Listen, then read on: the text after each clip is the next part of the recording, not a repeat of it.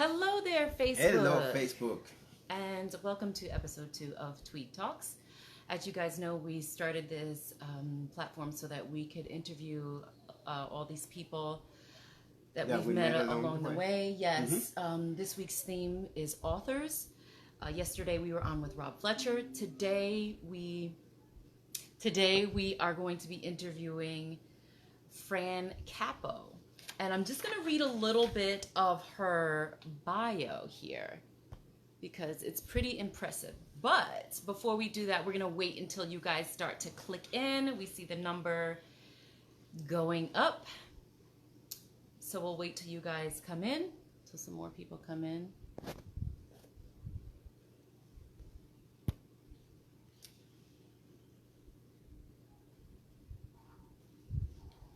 I'm just trying to see. Let's see. Just waiting a few minutes, and then we're gonna invite Fran on. We're gonna talk about it a little bit, about her, how we met. Oops. Continue. Okay. So, Fran is coming on today. We're going to talk a little bit about her book. It's called Hopeville, the City of Light, and we'll tell you guys about how you would be able to go online and order that tonight, hopefully. And then she's going to give us, she always has these really awesome anecdotes and stories to tell. She's done so many amazing, and when I say amazing, I mean like amazing adventures. She's an adventurer. Yes, yes. I believe she could do anything. Yeah. And actually, she believes that too. And that's one of the reasons we wanted to have her on. Okay, so I tell you how we met. We met 1988. I was going to do a world record. And when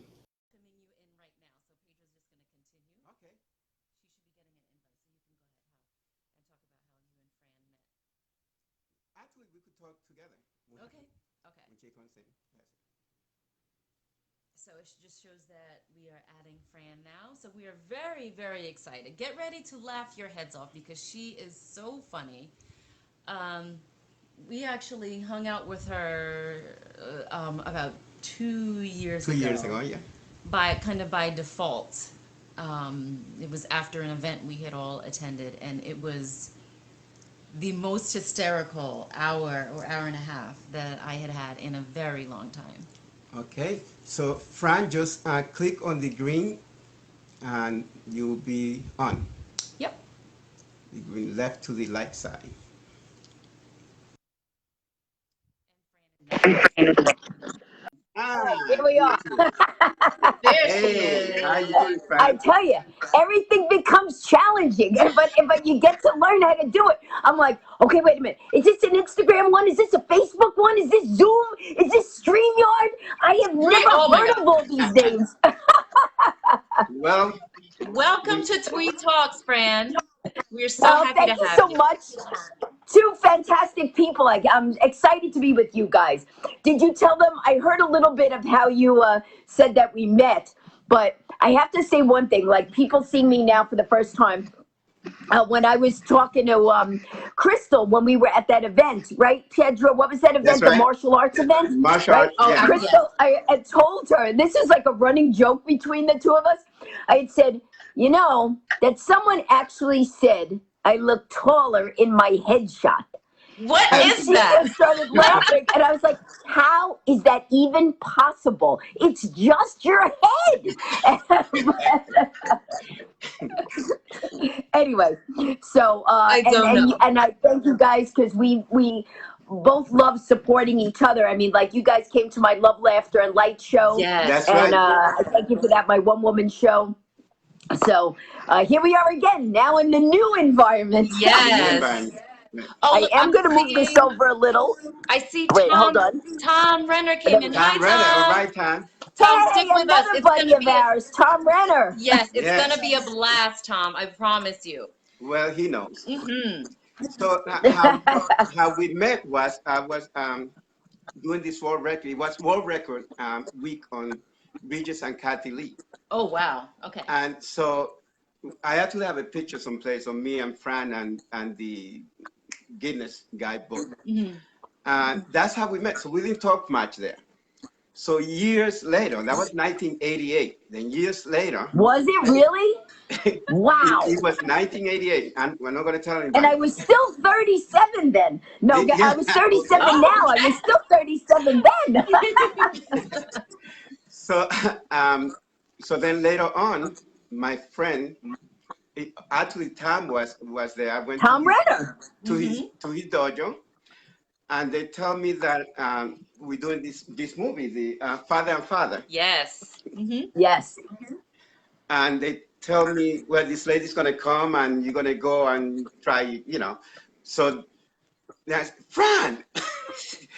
And full circle. So now I see Fran again years later. And then when my wife and Fran met, the term said, when you say rolling on the floor, I actually looked to the side and I saw my wife rolling on the floor. Literally rolling on the floor. It was a really, really good night. Really good night.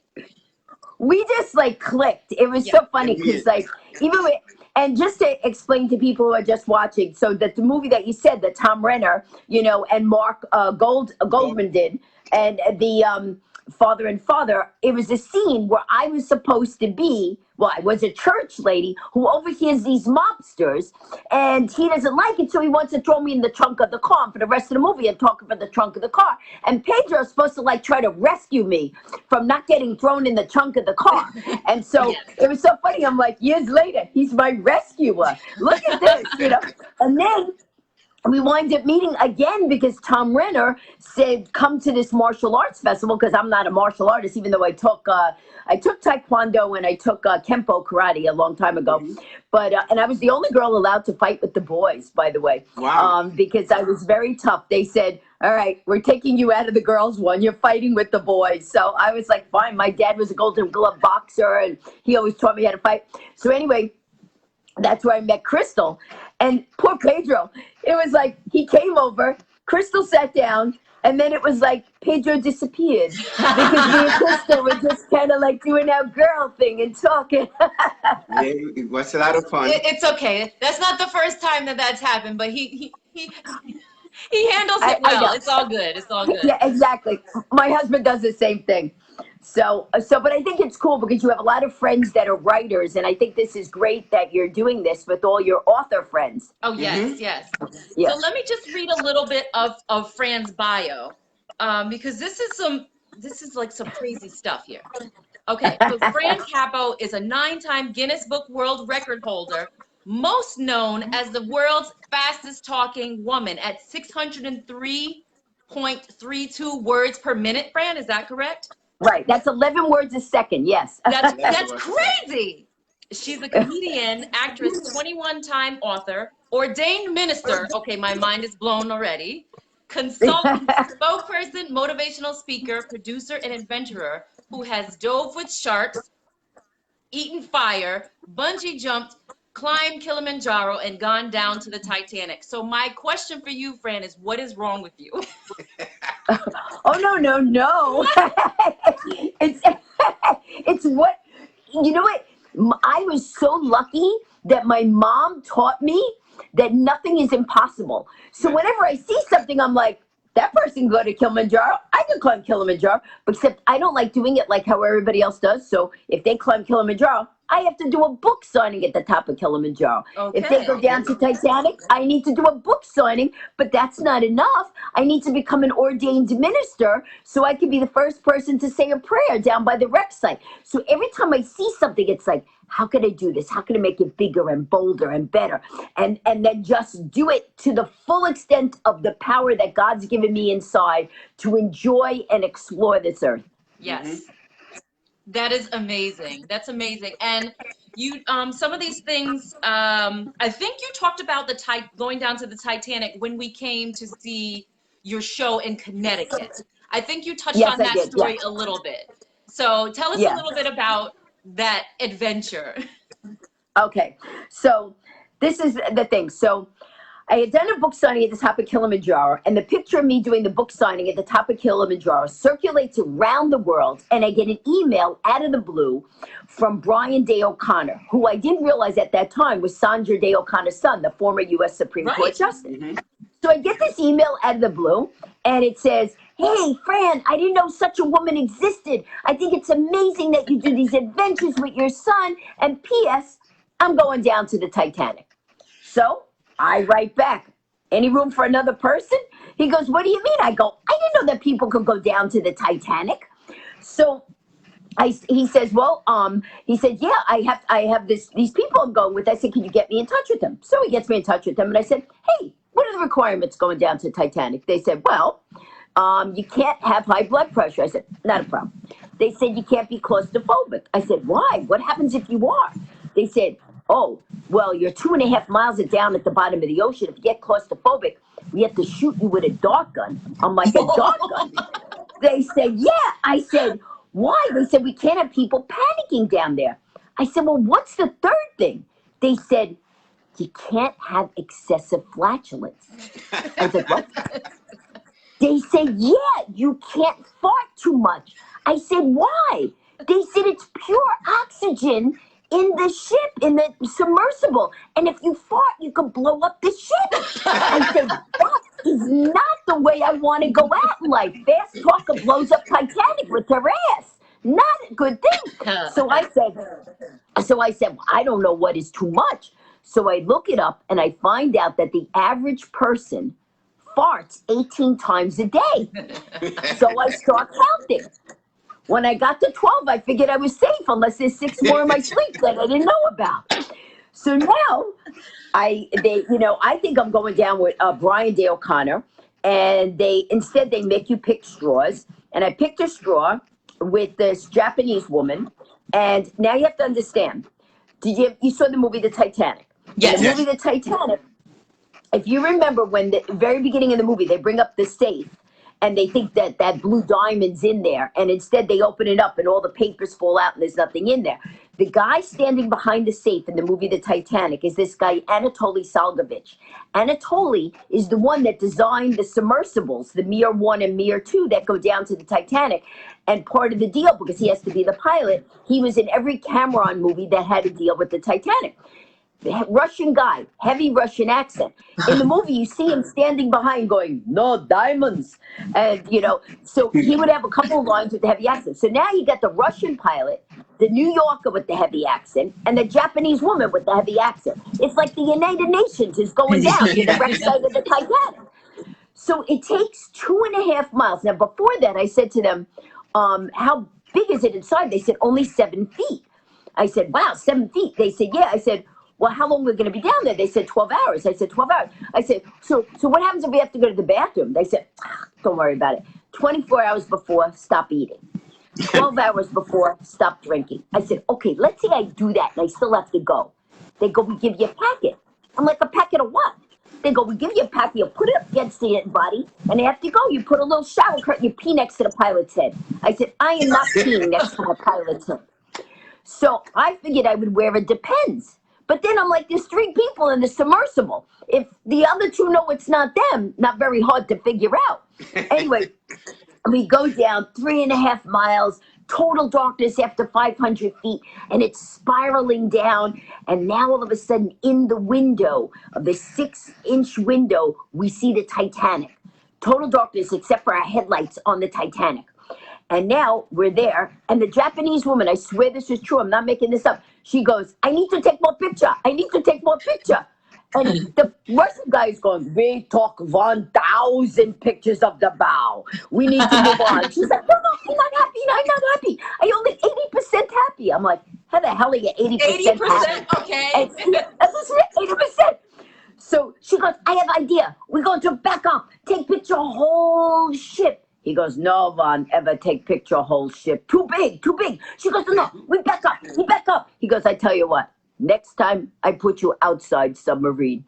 And she goes, "Okay, okay." I go, "Do you realize he wants to kill you?" So that's my story of going down to the Titanic. Oh my gosh, that is hysterical. I loved it the first time I heard it. I'm like, we need to get her to tell the Titanic story. Cool. Well, yeah. I mean, you know what? Each adventure has its own thing. And I think if everything in life, no matter what's happening, you could always find the humor in it. Now, in comedy, there's a 3-day wait period. But I remember my dad always saying to me, if you're going to laugh about something later, why wait? Right. And so I've always adopted the philosophy, like even with everything going on in the world, you can always focus your camera of your mind either on the bad things that are happening, acknowledge them, don't be ignorant of what's going on, and at the same time, look for the good things that are happening. Yes. There's always hope. And people have a tendency sometimes to think, oh my God, this is terrible. This is happening. It's never going to end. This too shall pass. Things always come to pass, not to stay. And so knowing that, you just have to say, what am I going to do during this time to either make things better, help inspire people like I do every Monday and Wednesday, Cup of Capo, which is a cup of Capo. And it's just motivational stories, adventures like my Love, Laughter, and Light one-woman show that you saw. And it's giving motivation, stand-up comedy, well, not stand-up so much, comedy and adventures. And I feel that you could explain things, which is kind of like what my book, Hopeful, the City of Light does. Like, not to get religious or anything, but a lot of times when Jesus wanted to explain things to people, he spoke in what they call parables. Parables, sure. And it's because sometimes if you say to someone, like let's just say you say to someone, that person's suffering and they're scared that I might hurt them. And instead you said, think of a little fox that has a thorn in its leg. And you're trying to get it out, but the fox doesn't understand that you're trying to remove the thorn. So he's biting at you and biting at you because he doesn't understand that you're really trying to help him, but his paw hurts. So he doesn't want you to take the paw and take it out. But sometimes you have to be able to grab the paw to get it out. Then they realize they're helping you. So when you speak in parables, sometimes I think it helps people understand easier because because you're not just concentrating on the thing and they're already got their anger around whatever that incident or whatever that thing is. And if you say, okay, think of a train, or you say, think of a plane, or think of a boat, and you give somebody another example, they can understand it a little better. So anyway, so that's my whole thing on that. But I didn't know if you wanted me to go into Hopeville and explain the Hopeville thing, or if you have questions. Definitely. I have to say, Pedro read the book first, but Hopeville touched my heart. It really did. Thank you. It was so easy to grasp what you were trying to say. And the stories about the different characters in the book. Oh my gosh. Yeah. And the candle. Oh yes, please go into talking about Hopeville. It really just touched my soul. He really did. And I'm going to do a little plug here for Crystal, because Crystal wanted to get into voiceovers, and she used my book as her platform, has her voiceover demo and she wound up getting booked doing a voiceover, which is fantastic. So here's the thing with Hopeville. So, guys, and I mean, I know we're going to concentrate on Hopeville, but just to tell people, I do have a book, by the way, on how to break into voiceovers, and I've written a lot of different books. And I have a lot of different books, like a lot of history books. It happened in New York, happened in Pennsylvania, happened in New Jersey. I have books on the humor approach, how to use humor in business speaking in everyday life, how to get yourself on radio and television, secrets of publicity. So I have all these books that I've written. But Hopeful was the only book that I could not explain. And here's what I mean. So you guys know because you read the beginning of Hopeful, but for somebody who's never read it. So here I am, 4:00 in the morning, sleeping. And all of a sudden, I hear, in my dream, wake up. And I'm like going, wow, this is a weird dream. It's going, wake up, you have to write this book. And I'm going, this is a weird dream. This is very specific. And so it's going, wake up, write down this book. So now, it said it so many times in my sleep, I wake up, I look around, I don't see anything.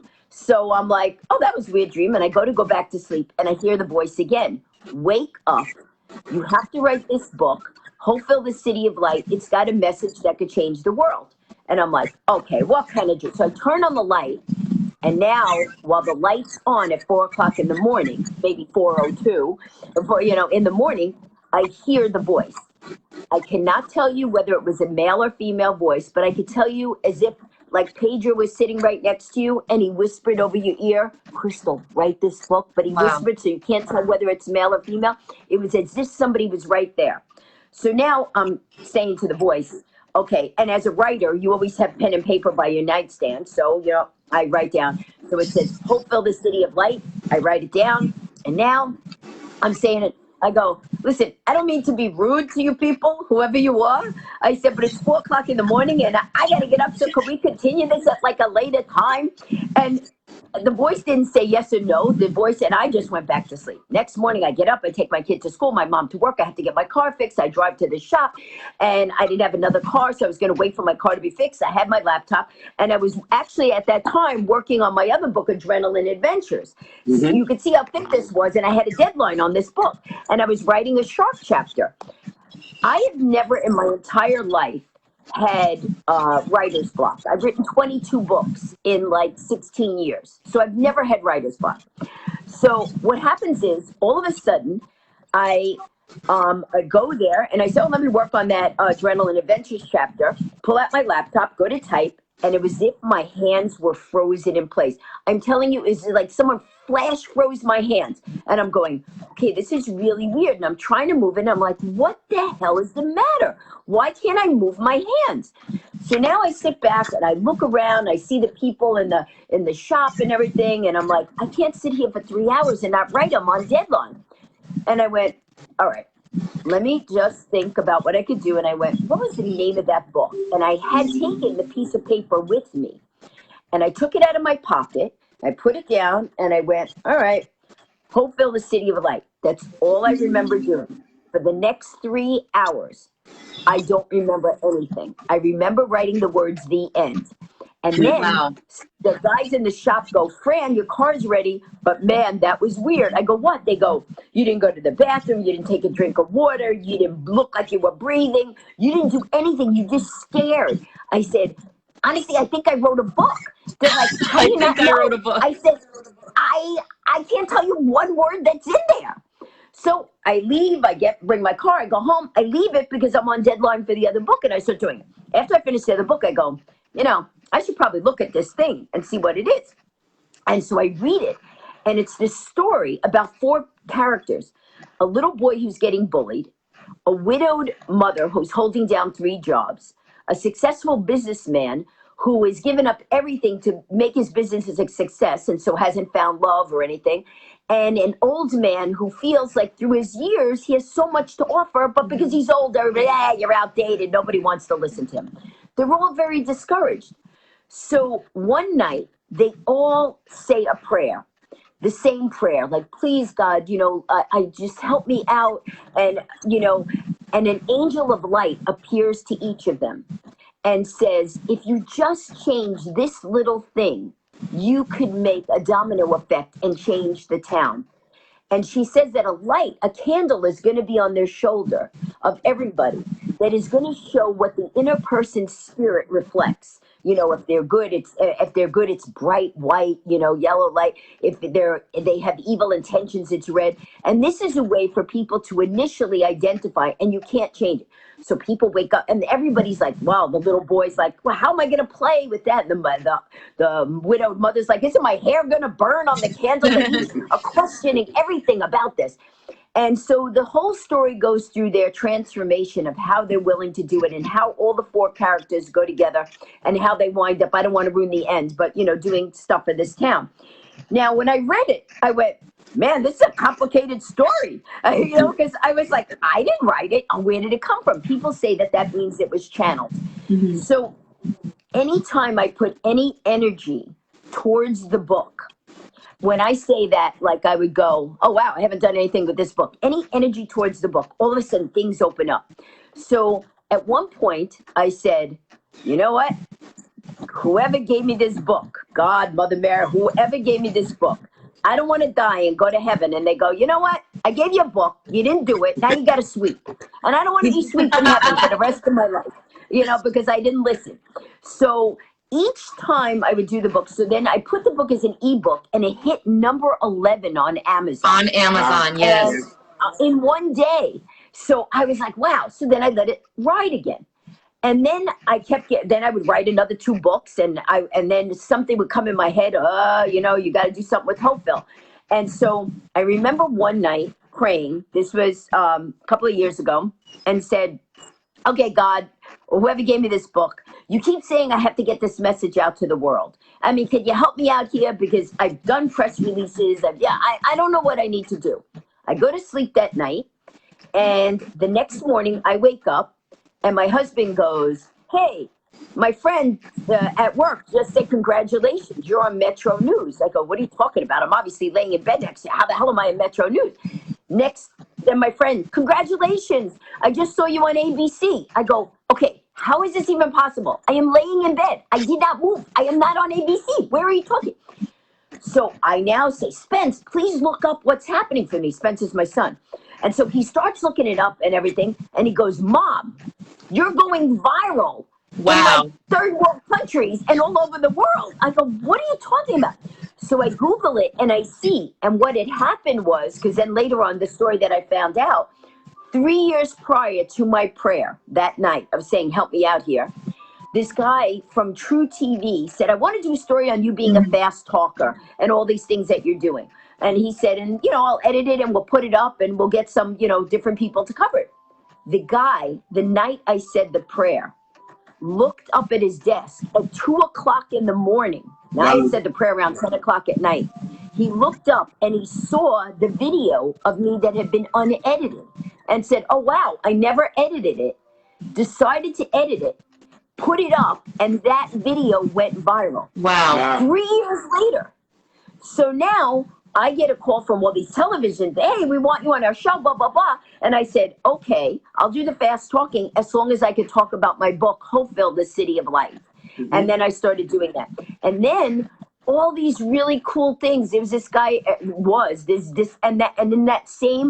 then I would let the book drop again. It got a lot of coverage and drop again. And then I would go and perform somewhere. And this little blind kid, he was about 11 years old, came up to me and said, "I really would like to read Hopeville, but I'm blind and I can't read. Do you think you would ever make it into a CD?"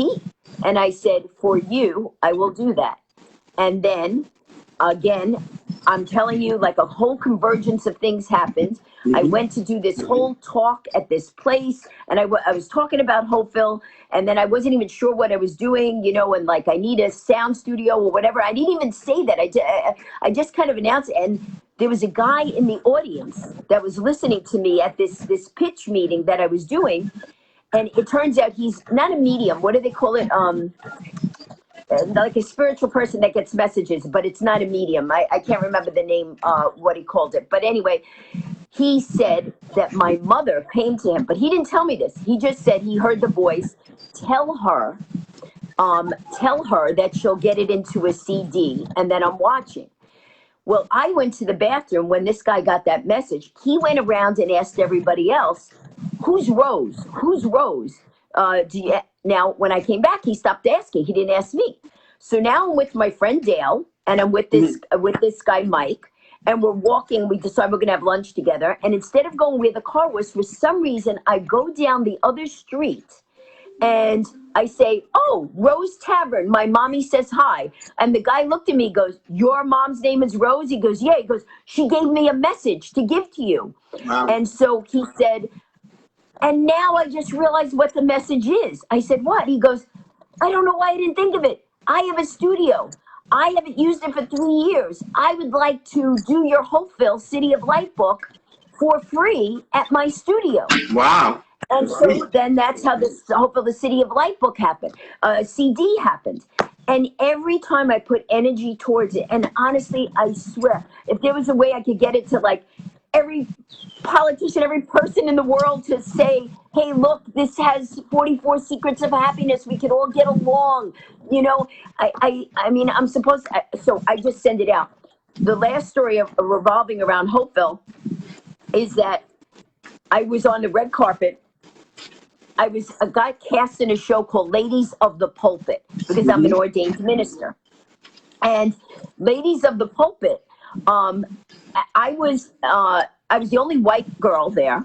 It was all black, and they kept saying, "Where's your church?" Everybody else had a church. I didn't have a church, so I said, "I have the Church of Humor and Hope. That is my church, the Church of Humor and Hope." So we did this pilot of the TV show, and that night we all had to walk on the red carpet, and I meet this guy, Eric Wilson, Eric Wilson. He was just the DJ. I'm just going to say that. And we talked and we joked around. You're from because this was out in Tennessee or wherever we shot it. I don't remember, but I know it wasn't in New York. I'm from Brooklyn. Oh, I'm from Queens. We all start talking. Okay. Hey, we should keep in touch. Apparently, he emailed me that night. I never saw it. Again, there was a time that I said, okay, God, now we've done this. You keep saying I got to get the book out. And somehow I run across Eric's email to me from 5 years prior. Oh my gosh. And I went, oh, wow, this guy must think I'm like the most rude person in the world. I don't answer him. So I answer him, hey, Eric, sorry I'm a little late. And he's like, Fran Capo, that was 5 years ago. And I was like, I just saw it. What are you up to? What are you up to? I'm doing a thing called Join the Conversation. What is that, Eric? Blah, blah, blah. Fran, what are you up to? Oh, I wrote this book, Hopeville, the City of Light. What we wound up doing between Eric and me together is he had programs for prisoners to help them reform and to know that there's a better way. So it was a nonprofit, and what we would do is we had sponsors, and then the Hopeful the City of Light book went into the prisons in Texas.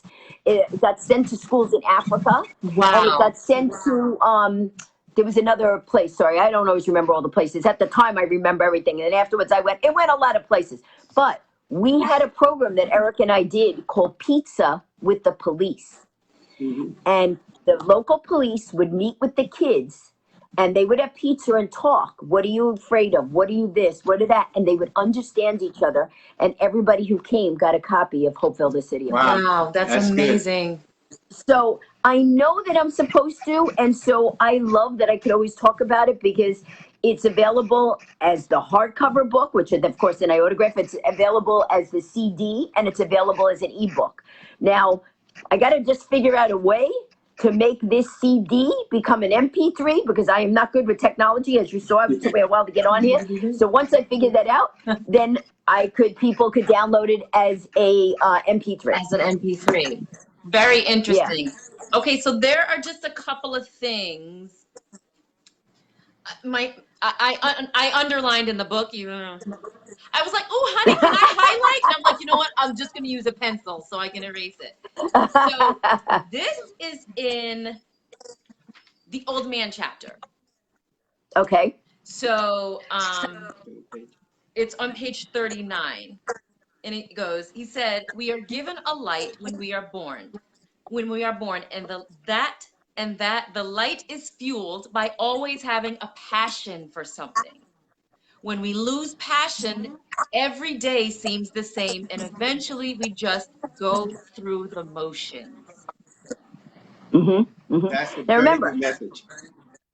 I did not remember. I did not remember writing any of this. Okay, so whoever gave me that was the message they wanted to be in the book. The messages that you just said there, that I did in the back of the book.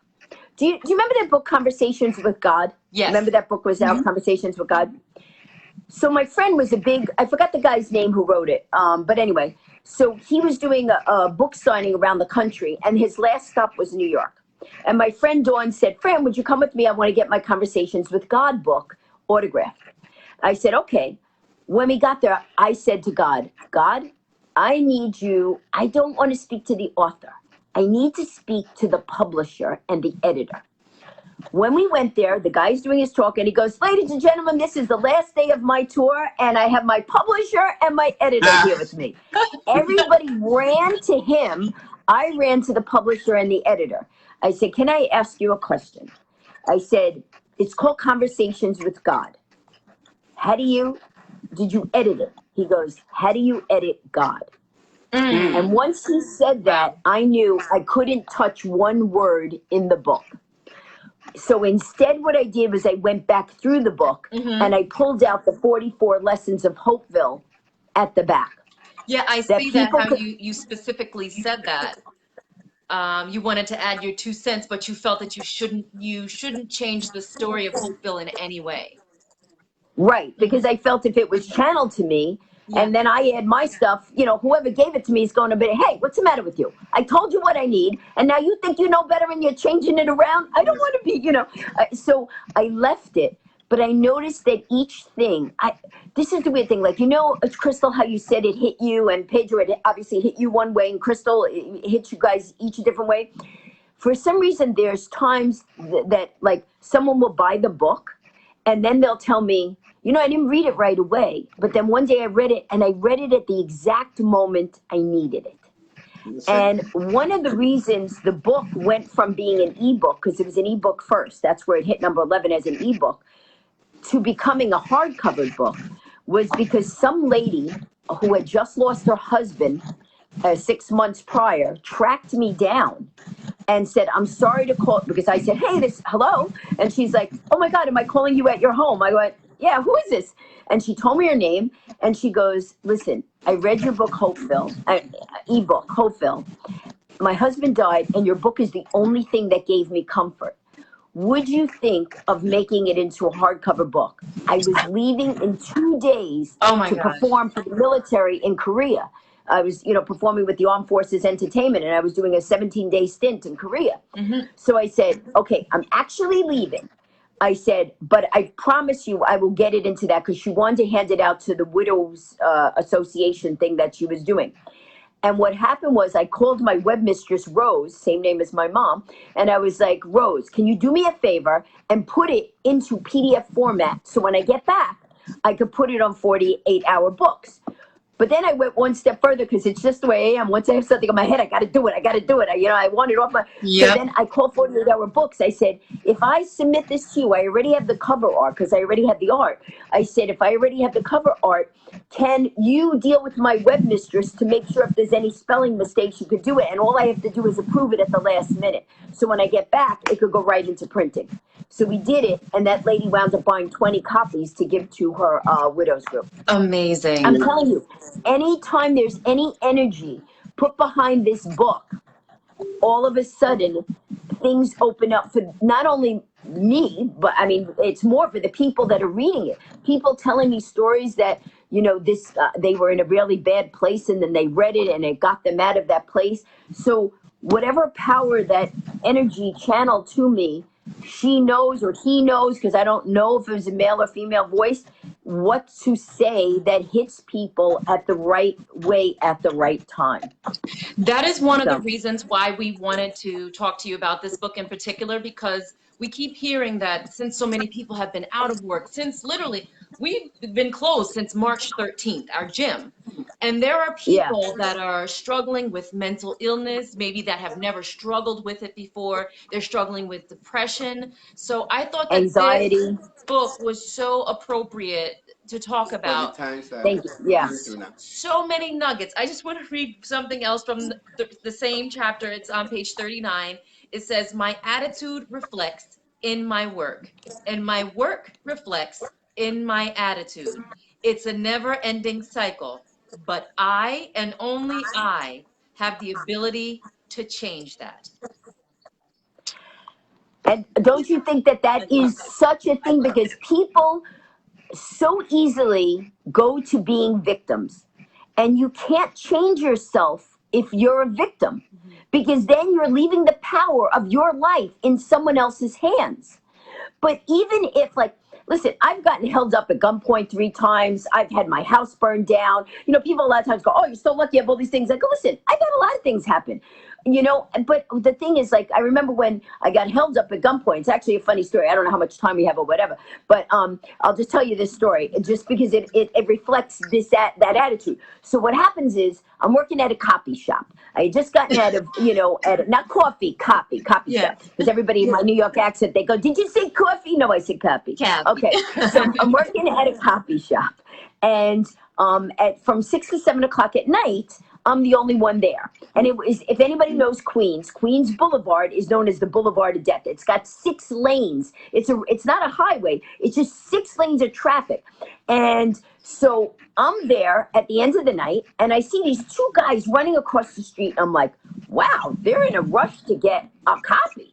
So what happens is I see them knock over a woman with a little kid on a bicycle. I'm like, man, they're really in a rush. So now they come into the store and they go, "Hey, do you have business cards?" I said, "Yeah, sure." So I turn around to get the business cards. And as I turn around and come back, there's 2 guns at me. So now they go, "Open the drawer." So I open the drawer. I pull out the thing and they go, "Give me all the money." There was $20 in there. So I give him $20. So the guy goes, $20. I go, "It's 5 cents a copy." So he goes, $20. I go, "It's 5 cents a copy. You should have went to a bank." And he goes, "What are you arguing with me?" I go, "How much do you think we make with 5 cents a copy?" So the guy's like, I can't believe. Now I start thinking, oh my gosh, because it was closing. I had my pocketbook. The cash register was here, the table was here, where customers would be, and my pocketbook was under. And I didn't want the guy to grab my pocketbook because I didn't want him to have my driver's license with my address. So I had a necklace on, so I start going like this to distract, so he looks here, and I'm pushing my pocketbook under the seat, so he can't see it. So now he sees me touching this, and it was a little comedy mask that my mom had made for me. And he goes to grab it. I don't know what went through my mind. I smacked the guy's hand. He goes, "What is the matter with you?" I go, "Hey, you don't have to grab." He goes, "Do you realize I have a gun to your stomach?" I said, "Do you realize you're not going to get a lot of street value out of this?" And he's like, the guy, I think because he was couldn't believe what I was saying, Right. So I'm like, so I said, "It means more to me sentimental than you'll get on the street. You'll maybe get another $20. And the guy's, "Oh, yeah." So I said, "All right." So I give it to him. So now I remember something I had seen on television at Dunkin' Donuts. Whenever somebody goes to rob a Dunkin' Donuts, next time you go to Dunkin' Donuts, in the middle of the 2 doors, there's a measuring height chart. So if somebody runs out, you go, "Oh, he was 6'2", he was 5'3". Well, I didn't have that chart in my office, but I had in the copy shop, but I had a bookcase. So I'm like this. And I'm looking, and the guy goes, "What are you doing?" I said, "Well, I have an eye infliction," because what am I going to tell him? I'm measuring your height. So the guy's going, "Stop that, stop that." So I'm like, okay. So now he goes, "Go in the back room and count to 100 or I'm going to shoot you." Oh my God. And he goes, and now I know that means the guy's running away. But I'm thinking, I'm the world's fastest talker. It doesn't take me long to count to 100. Now, I didn't tell him that. So now I go in the back room and I'm like, 1, 2, 3, 4, 5, 6. And then I went, wait a minute, there's a phone. So I called the police, had them come. Now here's the funny part. The police go to me, what he looked like, blah, blah, blah. So he goes, "How come you're not crying?" And the height, I gave him the height. He was up to the 3rd shelf. I gave him the height. And I said, he goes, "How come you're not crying?" I said, "Because I'm not dead." He goes, "Were you in on it?" I go, "For $20? I go, "No, I wasn't in on it." So he goes, "Well, normally if a person gets held up, they're very emotional and they're crying." I said, "I'm not dead." So I'm thinking, why would I cry about something that didn't happen? And too often people get upset, like, "You realize what could have happened? You could have been killed." Okay, but you're not. So why are you getting upset about something that didn't happen? Mm-hmm. But this is the same thing that happened during COVID a lot of times, I felt, because a lot of people were going, "And what if I never go to work? And what if we never..." I go, first of all, even if, God forbid, this business of yours goes, you're going to find something else. We're not going to be in lockdown forever. No, but you don't know. I'm going, okay, is worrying about this in any way, shape, or form going to help your mental state? Exactly. Right. It's one thing finding solutions and saying, what can I do in the meantime? Like I'm doing my Cup of Capo live every Monday Right. and Wednesday. I'm not getting paid for it, but I'm keeping in touch with my friend, with my fans and stuff. I created a nighttime meditation for people who have anxiety and stress and to give them positive energy. And it's a gift. All they have to do is go to francapo.com, CAPO, francapo.com, and you give me your email. Yes, I get something. I get your email and I send you a newsletter maybe 4 times a year. And so you get to download this very relaxing nighttime meditation. And I did that because I wanted to be able to help people relax with the things that are going on and know that just because something happens doesn't mean it's the end of the world. In all life, there's cycles. Bad things happen, good things happen, bad things happen, good things happen, nothing happens. You bad, good, bad, good. You can't, every time something happens, listen, I had my aunt die during COVID, in the nursing home. Right. And, and I talked about it. And then even I joked about it. Not joking about my aunt's death. You're not joking about the thing. You're joking about the circumstance, about what is happening. Because I went to pick up her ashes, and there was, the first time I went to pick up her ashes, you put in the glasses and this and that, and then I took everything off, and then I drove to a stoplight, and then I saw a guy in a wheelchair, and I was like, wow, he's really young to be in a wheelchair. And then I saw him bumming a cigarette off a guy with a mask. I'm like, how does he know that guy with the mask, smokes if he's got a mask on? And then he's bumming a cigarette. And while I was thinking, the guy pulled up to the car, and I already had all my stuff off. And I was like, oh, I got to give the guy something. So I rolled my window down and handed him, like, don't touch my hand, don't touch. And then the guy said, thank you. And all the smoke went into my face. I thought I had COVID. So now I'm sitting here driving home going, that's it. I was trying to do a nice thing. Now I have COVID. That guy put his COVID all over me. Okay, what am I going to do? I call my husband. I can't come home. Why can't you come home? Because I have COVID and I'm going to spread it to you. How did you get COVID? This guy, I gave him $2. For $2, I got COVID. And so what I'm saying is your mind could get so out of control, with the way that you view things.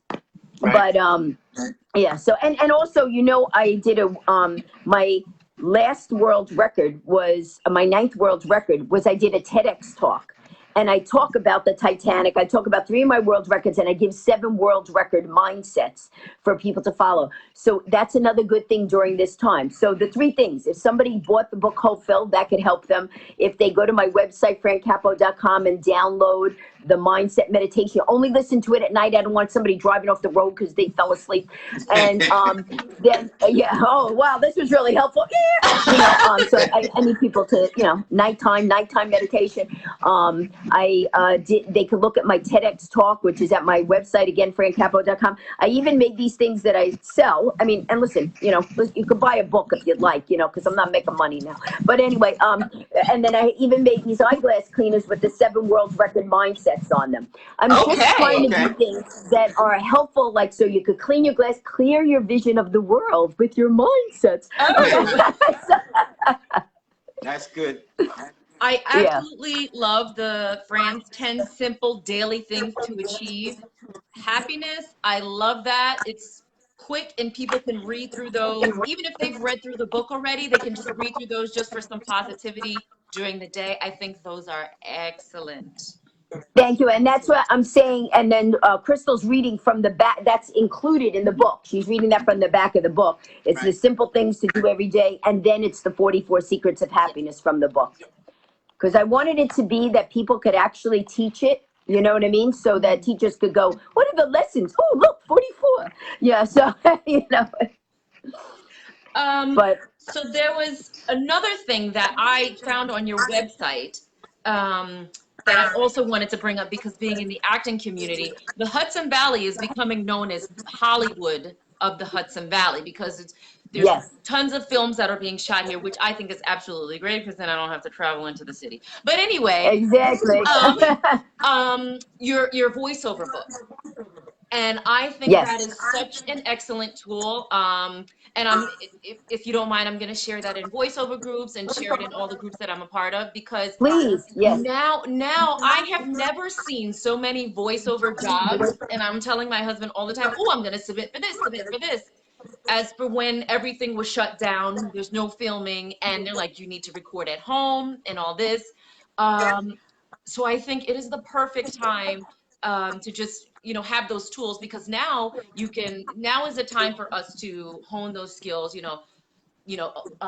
a book, learn about how to do voiceover, tweak little things here and there, just to be able to enrich ourselves in this time when we got our feet kicked up and we're Netflix and chilling all day. So we have something. Exactly. And here's the other thing too, like what you just said, because even though things are opening up, entertainers and things that require, like Tom Renner, if he's still on the line, he has a dojo. He can't teach people how to do throws and how to do things, from 6 feet away. Yeah, oh yeah, if I was touching you, you would throw me like that. You can't do that. So we're in phase 4. So it's still going to be a while. Listen, it's going to be a while before 300 people want to sit, shoulder to shoulder in a comedy club together. Sure. And the way that comedy works is you do need to have people together. And then when you think about it, so they have only 25% capacity, which then of course means that we would get paid a lot less, because if they only have 25 people in there, if it's 100-room capacity, yep. They got to pay all the comics less. So you have to reinvent yourself, at least for the meantime, of how to do it. So actually, Crystal, you were the first one during this time that had ordered the book, or had done whatever, had gone through that. Then a bunch of other people ordered the book. And then I kept saying, every time they order a book, I got to go to the post office. I'm exposing myself. So I said, okay, well, actually, I started mailing them from, like the whole mailing, weighing them and stuff like that. Oh, then right. I ran out of stamp. Yeah. So then I said, I'll make it an ebook and they can download it. So now it's, as an ebook, $20. Bing, you download it, you got it, and it's a really quick read. It's 93 pages, and and it's funny because when you told me you updated yours, I hadn't updated my voiceover reel. It's not a reel, but whatever. My voiceover demo in like 8 years. And I had all these commercials that I had done, the Sirius XM commercial and Good Day Milk. I had all these commercials I had done, never added. So I updated it, and then I was like, what the heck? I'll just stick it on Facebook. The very next day, I got hired to do a voiceover. People, if you have to be in it to win it. You got to put yourself out there. And this is a perfect time to learn other skills that you have. Agreed. And I like, a lot of times people will call me, Fran, could you explain it? I'm like, just buy the book for $20. And then if you don't understand it, then call me. But it's all in there. It's, everything from all the different types of reels, the microphones to use, how to do the inflections in your voice, if you want to do straight read versus character read, how long it's read. So everything's in there. And even then, where to look for jobs, Yes. So Love it. I absolutely love it. We love having you. I'm sure that we're going to have you again. Oh, thank you. I've got many more books. What's that? Well, I said I have many more books. I know. Because we're doing different themes. And one of the themes that we're doing is film. So when we're doing films, we'll bring you back and talk about films.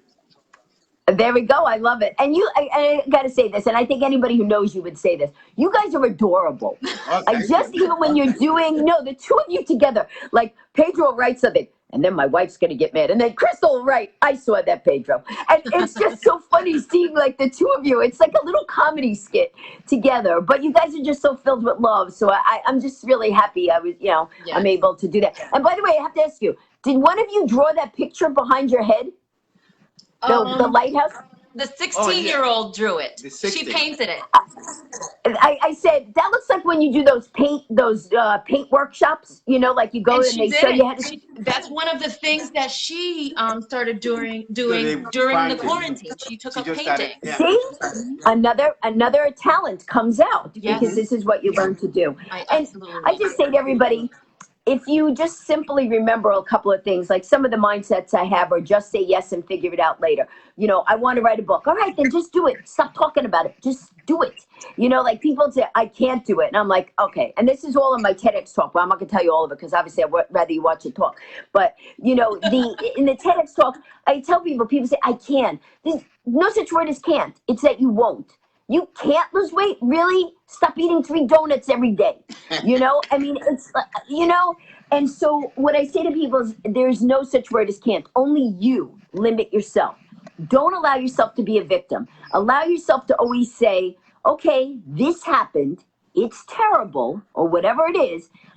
Ask yourself the right questions. And the right questions are always, how can I make this better? Not like, this is terrible. The right questions are, what could I do today to move myself further? Who could I help today? How can I make myself happy? What did I look at today that was beautiful? If you ask yourself the right questions, your subconscious mind always will answer the question you ask it. And so that's what you need to do is ask it the right questions.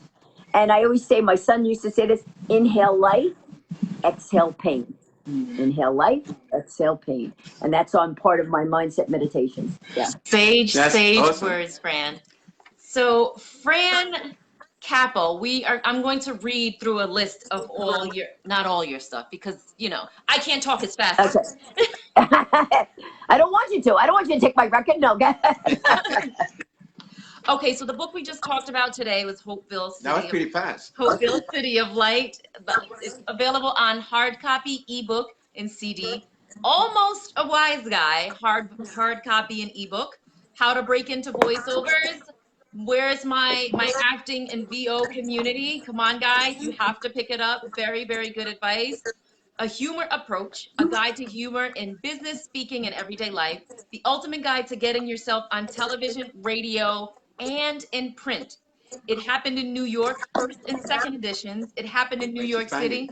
There you go. Oh, am I going too fast? First and second editions. Nope. Myths and Mysteries of New York, first and second editions. These are books that I'm going to have to get because oh my gosh. You talked about it a little bit in your show in Connecticut. We're going to have to pick these up. And several other books. So go to francapo.com. You can also find her mindset meditation there. Live on Facebook every Monday and Wednesday, 11 a.m. with Cup of Capo. Eastern Standard Time, yes. Eastern Standard Time, Cup of Capo, yes. What do you want to show? I think you covered all of it. I even have a CD on the. Oh, look at that!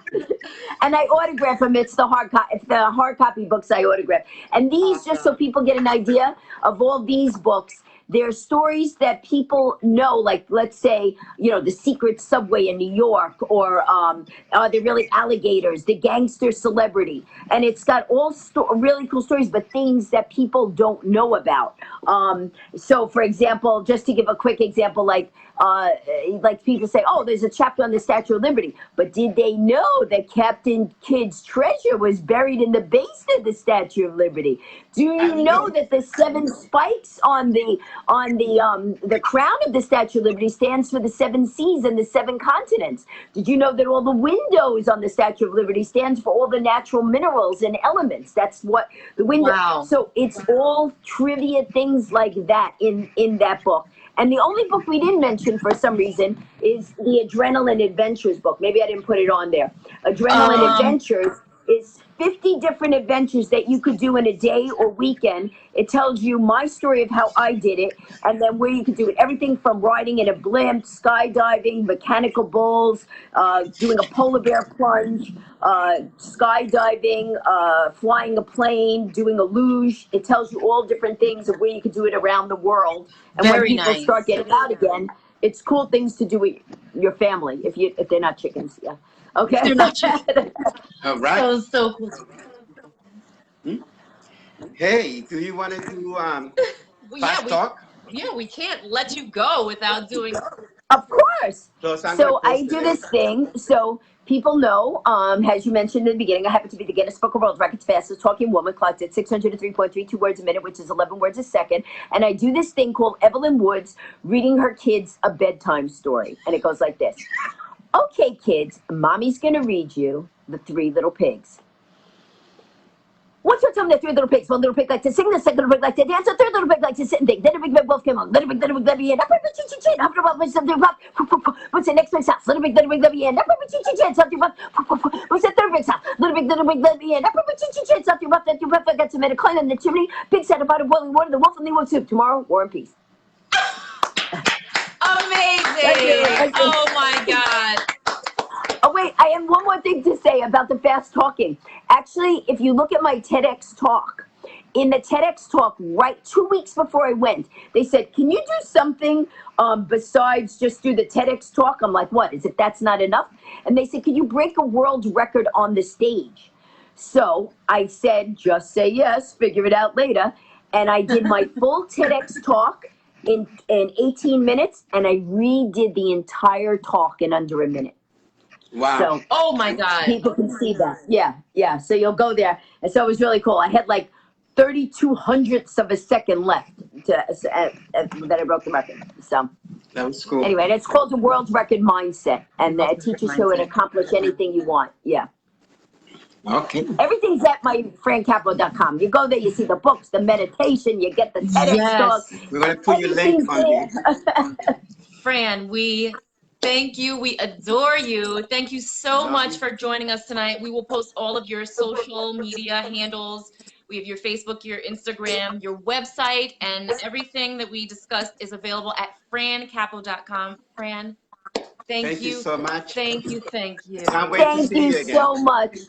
Thank you. And one last question. Crystal, do I look taller right now? I love it. Okay. Fran, be well. Hope to see you soon. Bye, guys. Love you. Bye. Thank you so Love much you for too. having me on. Bye-bye. Bye-bye. Okay, so. Awesome.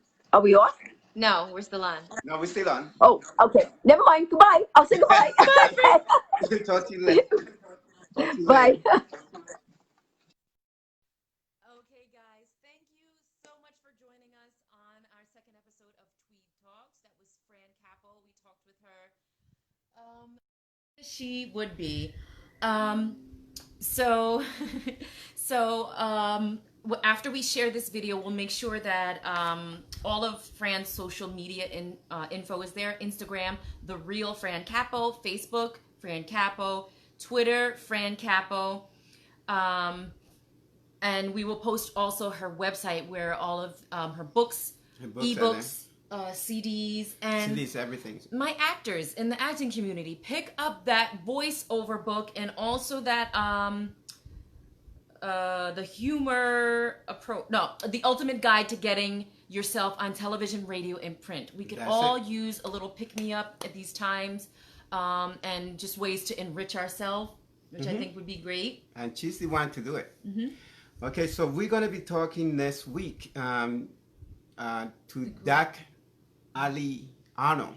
We're going to do Tuesday, We're right? going to do Monday and Tuesday. Monday and Tuesday.